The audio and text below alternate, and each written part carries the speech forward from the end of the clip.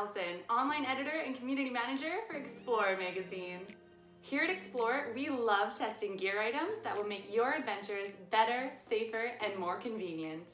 Today is a typical Vancouver day, pouring rain, so I'm inside and I'm going to show you how to easily fix a zipper if you get caught with a broken one on the trail or campsite.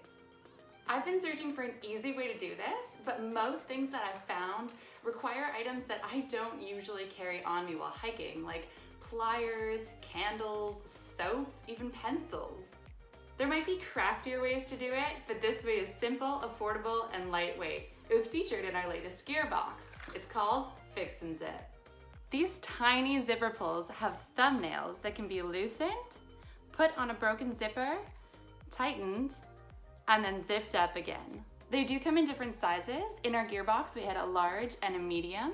I have found that almost all of my adventure gear would use a medium, including my tent, sleeping bag, backpacks. I'm gonna try this on both a fixed end zipper and a 2-slider zipper. Let's put it to the test. Every FixnZip comes with a set of instructions. I don't actually have any broken zippers, but let's pretend this fixed zipper is broken. First, you want to loosen the thumb screw. Take your loosened FixnZip down near the end of the zipper and manually feed both sets of teeth through either side. All you do then is tighten the thumb screw,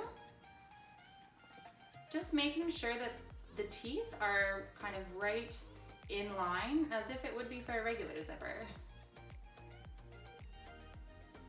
So once that is tight, you want to squeeze as you pull the zipper, and it closes and opens. You can tighten it a little bit more after zipping the first time, just so it stays down. FixnZip comes with these pull tabs as well as keychains, so you can choose how you want to open and close it. That was so easy. Next, I'm going to try FixnZip on my sleeping bag. This is a bit more difficult because, as you can see, it's not a fixed end. It's actually an end that you thread through 2 sliders and zip up. And honestly, it's kind of a bit hard as it is. I do love this sleeping bag, but let's pretend that the top zipper broke. So coming in, this is actually the same FixnZip that I just used.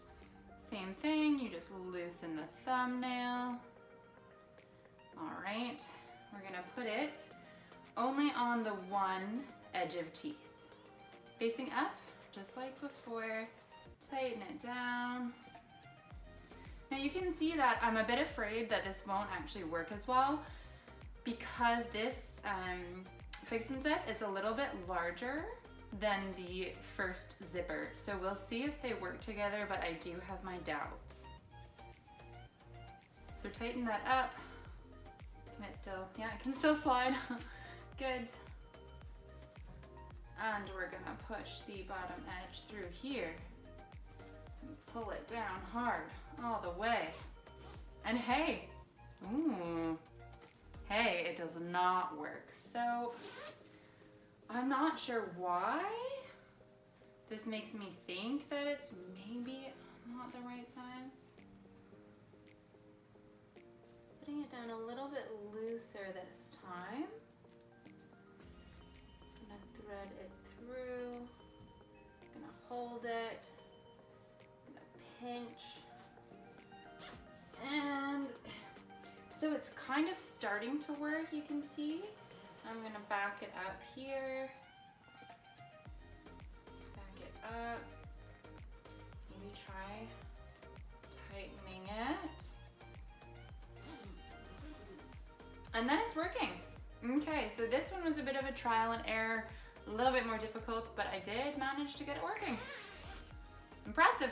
So after trying these, overall, I think that FixnZip is a pretty nifty gear item. It's super light and small to keep in your backpack for emergencies. However, it's not a permanent fix, and I struggled a little bit to use it on my sleeping bag. They retail for between $10 and $15, which I think is worth it, if you break a zipper on your tent or sleeping bag and you're out in the woods. It definitely isn't one size fits all, but hey, that's life. Thanks for watching, Explorers. If you enjoyed this video, please give it a thumbs up and click subscribe.